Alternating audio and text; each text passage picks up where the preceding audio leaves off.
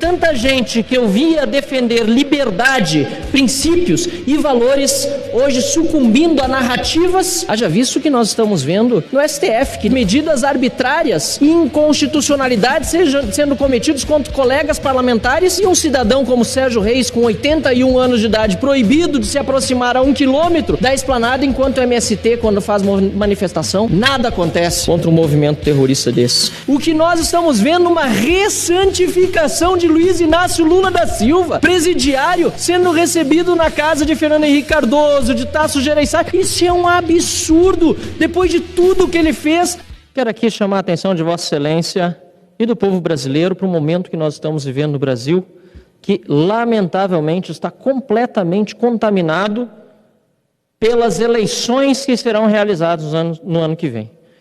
É disso que se trata, e é por isso que nós vemos os discursos tão inflamados e tanta gente que eu via defender liberdade, princípios e valores, hoje sucumbindo a narrativas e, lamentavelmente, colocando os interesses eleitorais acima de um projeto de nação.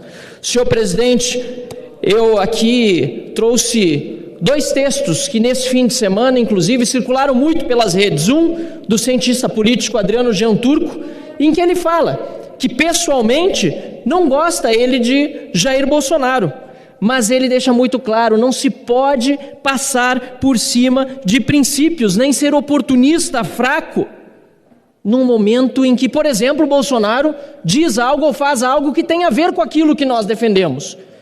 Isso também significa rechaçar e repudiar o contrário, quando Bolsonaro age de maneira que, lamentavelmente e reiteradamente, acabam colocando em xeque o próprio papel que ele tem de chefe de Estado e de unificador da nação. Mas nós não podemos, portanto, senhor presidente, sucumbir às narrativas e esquecer que várias outras instituições também têm agredido de uma forma muito grave os nossos fundamentos democráticos. Haja visto que nós estamos vendo, e bem lembrado hoje pelo governador de Minas, Romeu Zema, no STF, que liberou faz pouco tempo o André do Rap.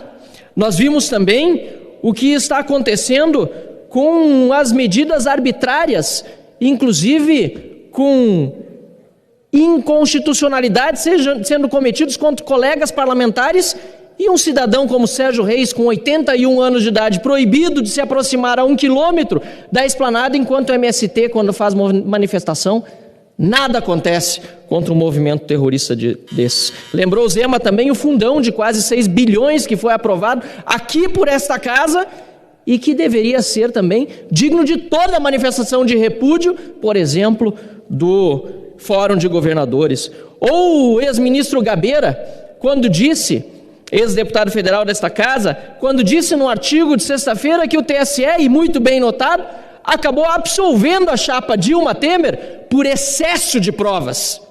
São essas as instituições que nós precisamos, em que nós precisamos confiar de olhos vendados? Pior do que isso, senhor presidente Bismarck, o que nós estamos vendo, uma ressantificação de Luiz Inácio Lula da Silva, presidiário, sendo recebido na casa de Fernando Henrique Cardoso, de Tasso Gereissati. Isso é um absurdo, depois de tudo que ele fez pela nação.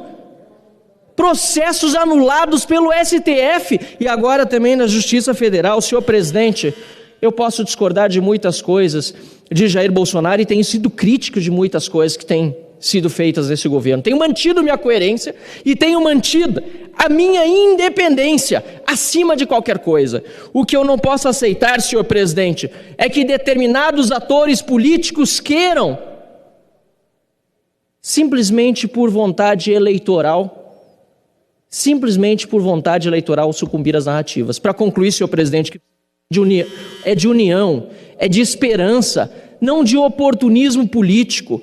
Nós precisamos que aqueles que talvez não estão tendo a competência de colocar-se como a terceira via, ofereçam soluções, em vez de ataques, em vez de narrativas, em vez de simplesmente colocar por terra a vontade do povo brasileiro de verdadeiramente mudar o país. Que foquemos em união e esperança. Obrigado, senhor presidente.